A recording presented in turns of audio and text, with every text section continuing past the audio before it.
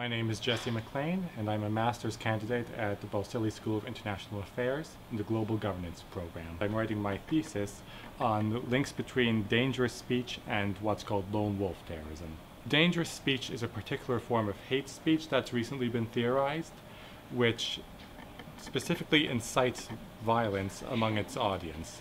It was originally developed to explain incidences of mass violence like genocide or ethnic conflict. I'm going to look at whether it can also apply to violence by individuals, which is what lone wolf or lone actor terrorism is about.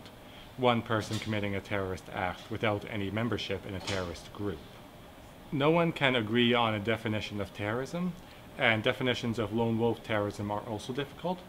I've been told that lone wolf terrorism, as people who are generally self-radicalized, does not exist, and that it's all lone actor terrorism, which is where you have people who are linked to other extremists, but they're just acting on their own. They're not true lone wolves in the sense that they didn't arise out of a vacuum.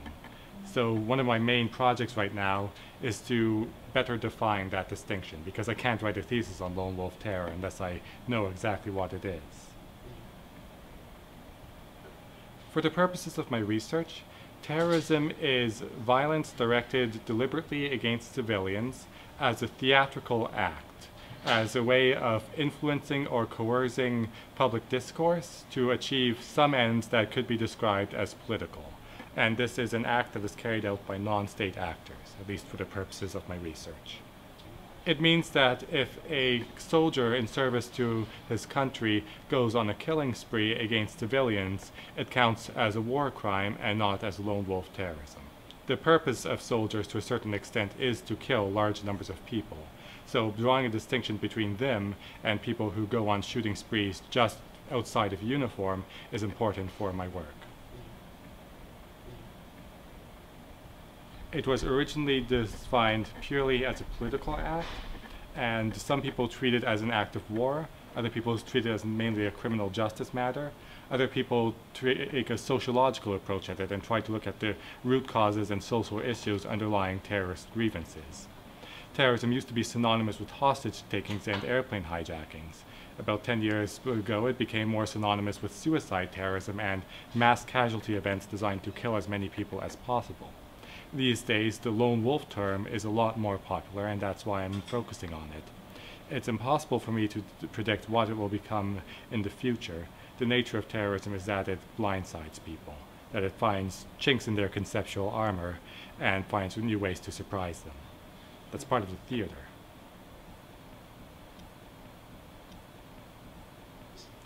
There's two reasons in my view. One is it's a lot easier for a lone lunatic to achieve immortality through a violent act than it ever was before. In the olden days, if a guy started waving a sword around and killing people, there was only a certain number of people he could kill, and he probably wouldn't gain a reputation outside of his village or province or whatever. These days, we have the internet, we have mass media, we have instantaneous communication all over the world, and we have assault rifles and instructions for homemade bombs easily available online. These allow people to kill a lot more on their own than they could before and gain a lot more notoriety for doing so. Second reason is that it's hard out there for a terrorist organization these days.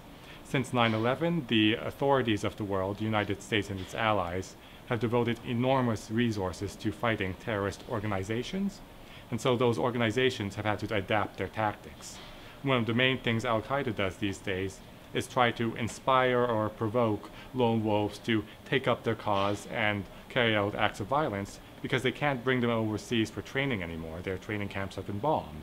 They can't recruit and train them anymore. Their leaders have been assassinated. So it's part of the evolution of the tactic.